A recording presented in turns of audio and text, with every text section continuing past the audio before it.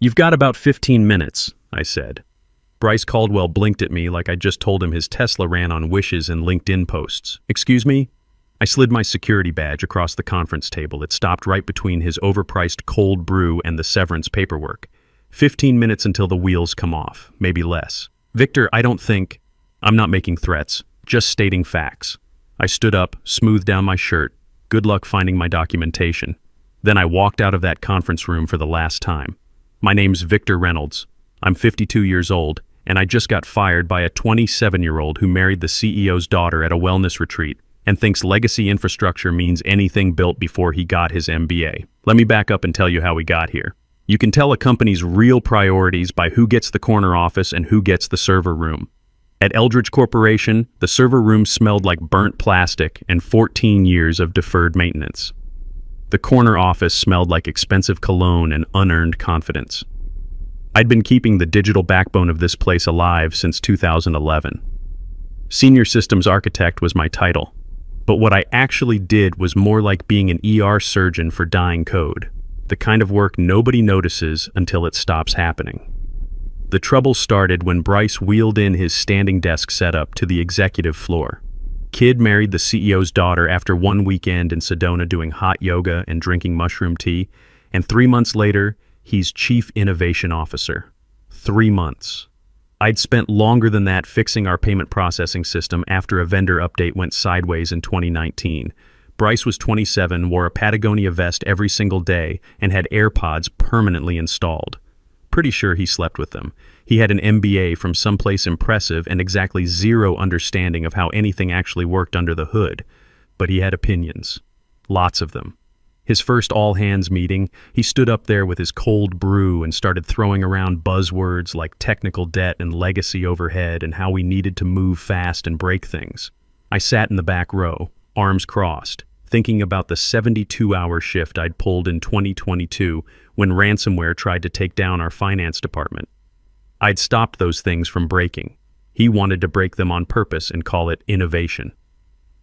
"We're entering a bold new phase," Bryce announced, clicking through slides that looked like he'd stolen them from someone's Medium post. "Legacy infrastructure is holding us back. We need fresh approaches, modern thinking, and honestly, fewer people stuck in old ways of doing things." People shifted in their seats. I didn't move. I'd heard versions of this speech before, just different words. Old equals bad. Experience equals expensive. Nobody under 30 thinks they need the guy who remembers fixing Y2K bugs. He looked right at me during that last part. Direct eye contact, fewer people stuck in old ways. I held his gaze and smiled, the kind of smile you give someone when you know something they don't. What Bryce didn't know, couldn't know because he'd never bothered to ask, was that I'd built the automation scripts keeping our entire vendor management system running. Every night at 2 a.m., my code patched inconsistencies, caught billing errors before clients saw them, kept the whole thing from falling apart. I'd written it all back in 2013 after the third time someone's quick fix almost deleted our entire customer database. Those scripts were mine, legally mine. My contract was explicit about intellectual property. Anything I created on my own time using my own methods belonged to me. The company could license them, but only while I was actively employed and providing monthly maintenance updates. No employment, no maintenance, no license. I'd shown that contract to our lawyer when I signed it in 2011. He'd read it carefully, looked up at me and said, "Keep good records, Victor." I kept excellent records. Bryce kept talking about his vision. Cloud first, everything. AI-driven infrastructure, agile sprints, synergy. I stopped listening and started thinking about my daughter Katie's tuition payment due next month. She's 21, junior at State, majoring in biology. I thought about the health insurance covering her diabetes medication, about the pension that would max out in 3 more years when I hit 55 with full early retirement benefits. I'd been at this 14 years. I could make it 3 more. That's what I told myself. 2 weeks after that meeting, I got the calendar invite. Subject line, Quick Sync HR. No agenda, no context. Just a 4:30 p.m. slot on a Thursday afternoon. I'd watched this happen to other people over the years, the late-day meetings, the carefully neutral HR rep, the manila folder with severance terms. They never did it in the morning, too risky. Someone might make a scene, ruin everyone's productivity. Better to wait until the end of the day when people are tired, ready to go home, less likely to fight back. I showed up at 4:28 p.m., professional to the end. Bryce was there, sitting casual on the edge of the conference table with his leadership coach, some guy named Trevor who wore $300 designer sneakers and called himself a culture transformation specialist. Angela from HR sat in the corner, looking like she'd rather be literally anywhere else. She pushed a branded folder across the table toward me. "Victor," Bryce started, and I could tell he'd practiced this in the mirror. "You've been an important part of Eldridge's journey, really important, but we're restructuring to align with where the industry is heading. More agile, more collaborative, more forward-focused." I didn't blink, just waited. "We're reimagining certain legacy positions," he continued. Translation: "Old man, you're expensive and you make me look stupid when I suggest things that won't work. We think this is the right time for you to explore new opportunities that better match your experience level." Trevor nodded like Bryce had just solved world hunger. Angela slid the severance agreement forward. 3 months salary, Cobra health insurance for 18 months if you enroll within 60 days, and outplacement support services. I picked up the paper, scanned the legal terms. I used to audit our vendor contracts before Bryce decided that was bureaucratic waste. "Any questions?" Bryce asked.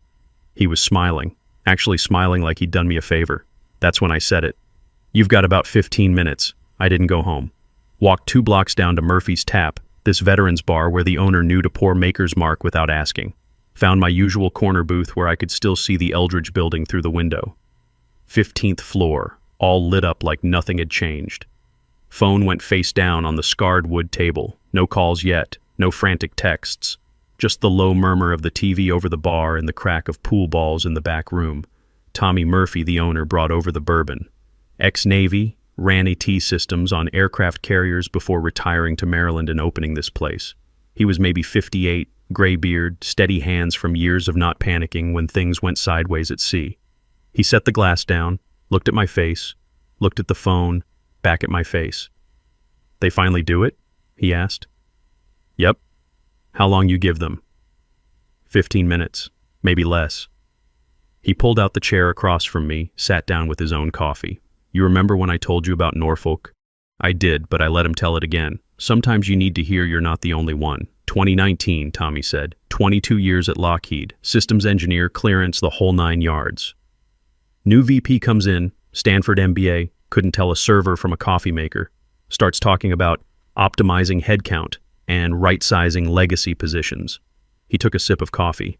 Fired me on a Thursday. By Monday, their entire classified network was down. Turns out I was the only one who knew the failover protocols. They call you back? Oh yeah. Offered me contractor rates to fix it. I told them my consulting fee was 5 times my old salary, minimum 6-month contract paid up front. He smiled. They paid it. Took me 3 days to fix what they broke. Then I walked. "That's when you bought this place?" "That's when I bought this place. Best decision I ever made." He gestured around the bar.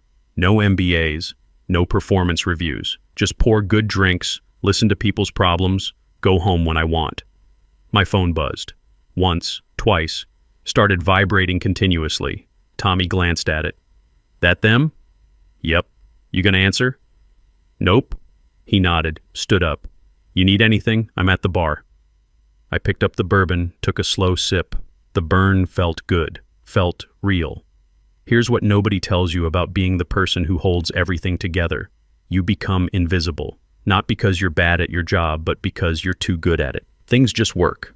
Systems hum along, and people forget someone's making that happen. They forget until you stop. My scripts weren't complicated, just solid automation built on 14 years of watching things break.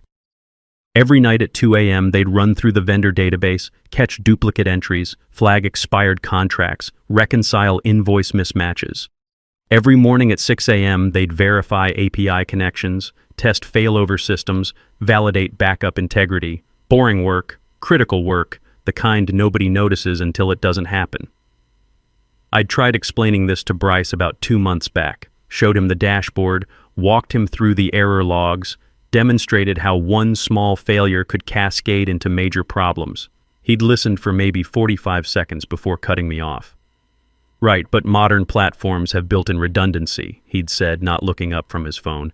This kind of manual oversight is anti-agile. We need to trust the systems. The systems fail, I'd told him. That's why we have oversight. That's old thinking, Victor. We're moving toward autonomous infrastructure.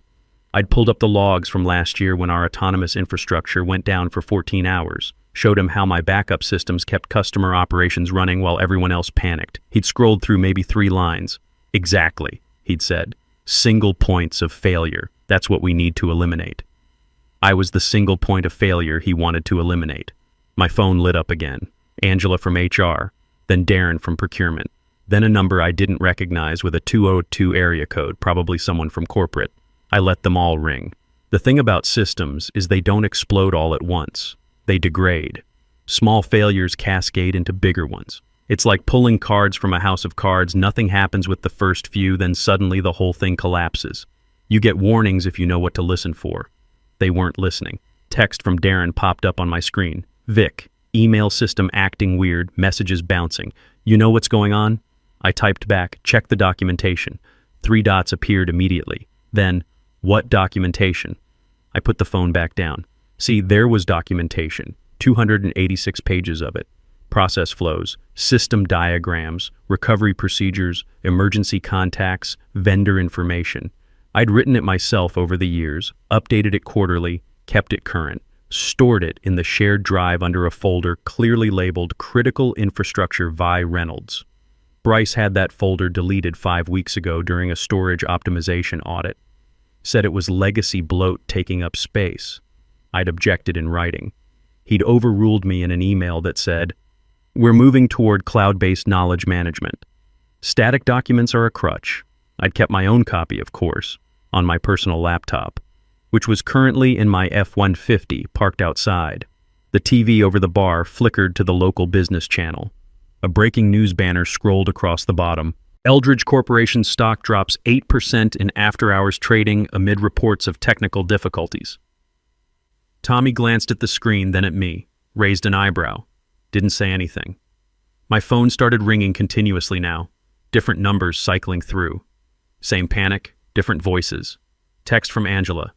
"Victor, please call me. We need to talk about transition procedures." Text from Bryce.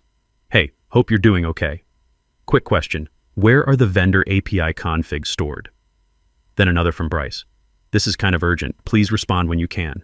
Then, "Victor, I know we didn't end things great, but we really need your help here." I finished my bourbon, held up the empty glass toward Tommy. He brought the bottle over, poured 2 fingers. "Stock's down 8%, he said quietly. "Just getting started," I said. "You sabotage anything?" "Didn't touch a thing. Just stopped fixing it. There a difference?" I looked at him. Big difference. Sabotage is breaking something that works. This is just letting broken things stay broken. He thought about that, nodded slowly, walked back to the bar. Behind me, the TV anchor was talking. Sources inside the company report widespread system failures affecting multiple departments. I picked up my phone, scrolled through the messages. 17 now. The desperation was ramping up. My daughter had texted earlier before the meeting. "Good luck today, Dad. Love you." She didn't know I'd been fired. Didn't know her insulin coverage just became a problem. Didn't know I'd spent 3 years counting on a pension that just evaporated. But she'd know I didn't beg. Didn't crawl back. Didn't compromise who I was for people who never valued it. The phone buzzed again. CEO this time. The old man himself calling direct. I watched it ring through to voicemail. Tommy called from the bar. "Another?"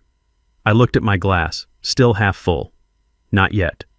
What happens now, I thought, is they learn what I was actually worth. The hard way. By 11 p.m., my phone had 63 unread messages. I'd stopped counting after 40. I drove home around midnight, left the phone in the truck, and slept better than I had in months. No 2 a.m. anxiety about whether the scripts were running. No 6 a.m. checks to make sure backups completed. Just solid, uninterrupted sleep. Woke up at 7 a.m. to find my phone had exploded overnight. 127 messages, 34 missed calls, 3 voicemails from numbers I didn't recognize. Made coffee. Strong, black, using the French press my daughter gave me for Christmas. Sat at the kitchen table and finally started reading. The first email had timestamps. That's what made it beautiful. 2:47 a.m. Automated email routing failed. Messages started bouncing. 3:12 a.m. Vendor database sync through errors. Duplicate entries multiplying. 3:45 a.m. API authentication started failing. Client portals locked out. 4:23 a.m. Billing system couldn't reconcile invoices. Processing stopped completely. 5:01 a.m. Backup verification failed. No one noticed because no one was watching. 6:30 a.m. First client called support. Couldn't access their account. 7:15 a.m. 15 more clients called. Same problem. By 8 a.m. when the East Coast business day started, Eldridge Corporation was dead in the water. I read through Angela's emails. Professional panic? The corporate kind where people use lots of words to say we're screwed. Victor, we understand you're no longer with the company, but we're experiencing critical system issues. Any guidance you could provide would be greatly appreciated. Then Darren's. Man, I don't know what's happening, but everything's broken. Email, vendors, billing, all of it. Can you at least point us in the right direction? Then one from someone named Jennifer in IT. Mr. Reynolds, I'm new on the infrastructure team. They're asking me to fix issues with systems I've never seen before. Is there any documentation I can reference? I deleted them all without responding. The news picked it up by 10 a.m. Eldridge Corporation shares fall 30% as widespread technical outage enters second day. Second day. They still thought this was temporary. My phone rang. Unknown number. I answered. Mr. Reynolds? Professional woman's voice. This is Patricia Keene from Stratum Systems. I hope this isn't a bad time. I've got time. We've been following your career for a while. We're impressed with your work. She paused. We'd like to make you an offer. Consulting contract, 6-month minimum, renewable. Double your previous salary, equity stake, full benefits, and most importantly, you'd be working with people who actually understand what you do. What's the catch? No catch. We need someone who builds things right the first time instead of breaking them and calling it innovation. We're tired of cleaning up after MBAs who think cloud means magic. I almost laughed. When do you need an answer? Take the weekend, think it over. But Victor, we've watched you hold that company together for years. We know what you're worth, even if they didn't. We hung up. I stared at my coffee. Still hot. 3 days went by. The messages kept coming, getting more desperate. Bryce tried calling from different numbers, left voicemails that went from casual to panicked. Hey man, no hard feelings, right? We just need some quick help here. Victor, please, the board is asking questions I can't answer. Victor, I'm sorry, okay? I made a mistake. Can we talk? I deleted every single one. On day 4, my daughter called. Dad, you okay? You haven't texted back. I'm fine, honey. Just dealing with some work stuff. What kind of work stuff? You sound weird. I thought about lying, thought about protecting her from it. But Katie was 21, not 12. She deserved the truth. They let me go on Thursday. Silence on the line. Then, they fired you? After 14 years? New management. They wanted younger, cheaper, more agile. I used air quotes she couldn't see. Dad, that's age discrimination. You could sue, maybe. Right now I'm just letting things play out. What does that mean? It means the company's having some technical problems without me there. Another pause. Good. I hope they crash and burn. That made me smile. How's school? School's fine. Are you going to be okay? What about insurance? My insulin, I've got it covered. Don't worry about that. I got a job offer yesterday. Better pay, better company. Really? That fast? Turns out experience is worth something to people who know what they're looking at. I'm proud of you, Dad. After we hung up, I sat there holding the phone. Proud of me? For what? Getting fired? But I knew what she meant. Proud I didn't beg, didn't compromise, didn't crawl back for scraps. Week 2, the lawsuit started. First was a mid-sized logistics company whose entire operation ran through Eldridge's platform. Their systems went down, shipments got lost, contracts got breached. They filed for $4.2 million in damages. Then 2 more clients, then 5. Then a class action from smaller vendors. By week 3, the SEC opened an investigation into whether Eldridge had properly disclosed technical vulnerabilities to shareholders. That's when the subpoena arrived at my house. Certified mail, thick envelope, law firm letterhead I recognized. They weren't suing me. They wanted me to testify. Mr. Reynolds, you are hereby requested to provide expert testimony in the matter of shareholders versus Eldridge Corporation. Your technical expertise and documentation of prior warnings are material to this case. I read it twice. They wanted everything. Email warnings, meeting notes, incident reports. Every time I'd flagged a risk and been overruled. Every time Bryce had called my concerns legacy thinking. I had all of it. Time-stamped, archived, backed up in 3 locations. The lawyer called that afternoon. Mr. Reynolds, I want to be clear, you're not in any legal trouble. We need you to explain in plain language what happened and why. They fired the person holding everything together, then acted surprised when it fell apart. Can you say that in a deposition? I can say it under oath. Good. We'll schedule it for 6 months out, give discovery time to develop. In the meantime, if Eldridge contacts you, don't engage. Forward everything to us. They've been contacting me for 2 weeks. I haven't responded once. He actually laughed. Perfect. Keep doing exactly that. I hung up and accepted Stratham's offer. The next morning, I drove to their office in Arlington. Real office, not some startup warehouse with ping-pong tables. The CTO, a guy named Richard, who was maybe 60 with gray hair and actual engineering credentials, sat down with me personally. Show me what you're thinking for our infrastructure redesign. I pulled up the notes I'd made over the weekend. Redundancy layers, security protocols, automated monitoring with human oversight, the stuff that actually works when you're not trying to be trendy. Richard listened, took actual notes, asked intelligent questions. This is solid, Victor. When can you start implementation? Give me 3 weeks to map all the dependencies. Take 4 if you need it. I'd rather have it done right than done fast. I sat back in the chair. Real ergonomic chair, not 15-year-old furniture. Window with natural light instead of fluorescent hell. You okay? Richard asked. Yeah, just not used to people trusting me to do my job. Get used to it. That's why we hired you. 6 months later, I sat in a deposition room that looked exactly like you'd expect. Long conference table, court reporter in the corner, lawyers in suits that cost more than my first car. They swore me in and started asking questions. The lead attorney was a woman named Sarah Mitchell, maybe 45, sharp eyes and sharper questions. She slid a stack of printed emails across the table. Mr. Reynolds, are these emails from you to Bryce Caldwell and other Eldridge management? I looked at them. My own words printed out, highlighted in yellow. Yes. Can you read the subject line of the first one? Warning. Vendor contract expirations Q2 2024. And the date? March 15th, 2024. What was the response to this warning? I flipped to the reply. Bryce wrote back, "Thanks for the flag. We're moving to automated contract management soon, so this won't be an issue going forward." Did they implement automated contract management? No. What happened instead? 3 vendor contracts expired. 2 of them locked Eldridge out of critical services, cost about $180,000 in emergency reactivation fees. Sarah pulled out another document. This is an internal Slack message from Mr. Caldwell dated April 8th, 2024. Can you read what he wrote? I read it silently first, then out loud.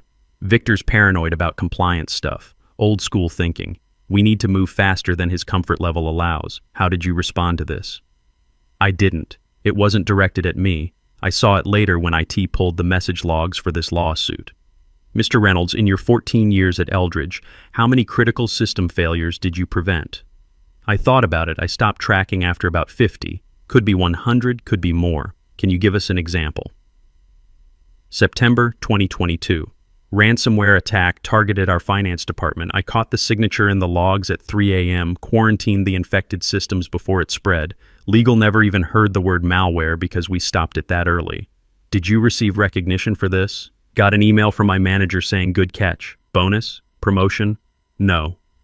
Sarah looked at the other lawyers, then back at me. Mr. Reynolds, can you explain in simple terms what your automation scripts actually did? I spent 20 minutes walking them through it. How the scripts ran every night, checking thousands of data points. How they caught duplicate vendor entries before they created billing errors. How they verified backup integrity so we'd actually have data if something went wrong. how they monitored API connections and tested failover systems. These scripts, who owned them? I did. My employment contract was explicit. Anything I created on my own time using my own methods belonged to me. The company could license them while I was employed and providing monthly maintenance. Did Eldridge pay you separately for these scripts? No. The license was part of my employment agreement, so when they terminated your employment, the license terminated. That's standard contract law.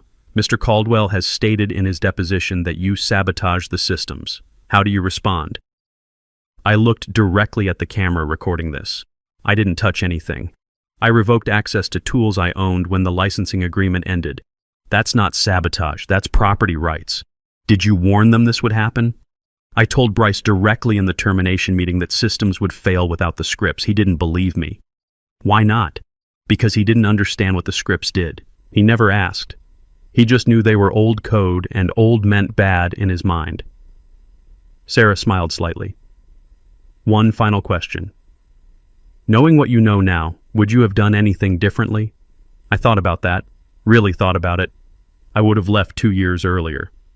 The deposition wrapped up around 4 p.m. I drove back to Stratham's office in Arlington, got there just as the late afternoon sun was hitting the windows. I'd been working there for 6 months now. Real work, the kind where people listen when you explain why something's a bad idea. The kind where you build things right instead of fast. My current project was redesigning their entire backup infrastructure. Not sexy work. Nobody writes blog posts about backup systems. But when disaster hits, backups are the difference between inconvenience and bankruptcy. Richard stopped by my desk around 5 p.m. How'd it go? Fine. Answered their questions.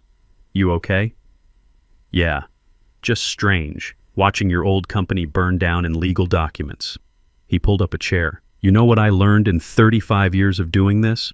Companies that don't value their infrastructure don't value anything. They're just waiting to fail. They just don't know it yet. Eldridge figured it out. Eldridge is going to pay about $15 million in settlements, last I heard, plus legal fees, plus the SEC investigation. He shook his head. All because some kid thought experience was a liability. My phone buzzed. Text from Katie. How'd the lawyer thing go? I typed back. Good. Home for dinner around 6. Making pasta. The good kind, not the college kind. That made me smile. Katie had moved back home after the whole Eldridge situation. Saved money, kept her close, gave us time we hadn't had since she was in high school. She'd graduate next spring. Already had 2 job offers lined up. Your daughter doing okay? Richard asked. Yeah? She's good. Tough kid. She gets that from you. I didn't know what to say to that, so I just nodded.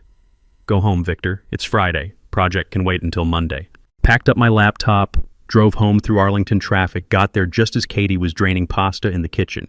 Dad, you're not going to believe this. She held up her phone. LinkedIn is wild right now. What happened? Bryce Caldwell posted something. She showed me the screen. I read it. Some long post about learning from failure and the importance of respecting institutional knowledge and humility in leadership. Classic corporate repentance, probably written by a PR firm. The comments were brutal. Didn't you fire the guy with all the institutional knowledge? This you? With a link to an article about the Eldridge collapse? Respect is cheap when you're desperate. Katie was grinning. He's getting destroyed. Good, I said. Then I put my phone in the drawer. What kind of pasta? Over dinner, Katie told me about her microbiology final, about the lab position she'd been offered for next semester, about her friend's drama with a roommate. Normal stuff. Good stuff. I told her about the deposition, about how strange it felt to sit in a room full of lawyers talking about my old job like it was ancient history. You miss it? She asked. The work? Sometimes. The people? No. You like Stratham better? Stratham actually listens when I talk. That's worth more than you'd think. After dinner, I sat on the back porch with a maker's mark, not celebrating anything, just unwinding. My neighbor, retired Marine named Bill, wandered over with his own drink. He was maybe 62, gray hair and a buzz cut, worked in military logistics before retiring. Heard you had depositions today. News travels fast. Small neighborhood. He pulled up a chair. How'd it go? They asked questions. I answered them. Pretty straightforward. Your old company still imploding? slowly. Lawsuit's going to take another year, probably. He nodded, sipped his whiskey. You know what they say. Best revenge is living well. I thought about that. Thought about the last 6 months, better job, better pay, respect, time with my daughter, sleep at night without worrying about systems failing. I think the best revenge, I said, is just letting people fail on their own terms. I didn't sabotage anything, just stopped saving them from themselves. There a difference? Big difference. One makes you the villain, the other just makes you absent. Bill raised his glass. I'll drink to that. We sat there in the quiet, watching the sun set over the neighborhood. My phone was inside in the drawer. No emergency alerts, no panicked messages, no systems depending on me to keep them alive. Just peace. 3 months later, Eldridge settled all the lawsuits, $18.7 million total. The CEO retired. Bryce quietly left the company, his LinkedIn now describing him as an independent consultant, which is code for unemployed. I never reached out, never gloated, never even checked their website. I was too busy building something that actually worked. That's the thing they never tell you about revenge. The loud kind, the public kind, that's just theater. The real kind, the kind that lasts, is when you walk away and build something better. When you prove that what they threw away was valuable, just not to them. 14 years I gave that company. They threw it away in 15 minutes. I got it back in 6 months. That's not revenge. That's just math.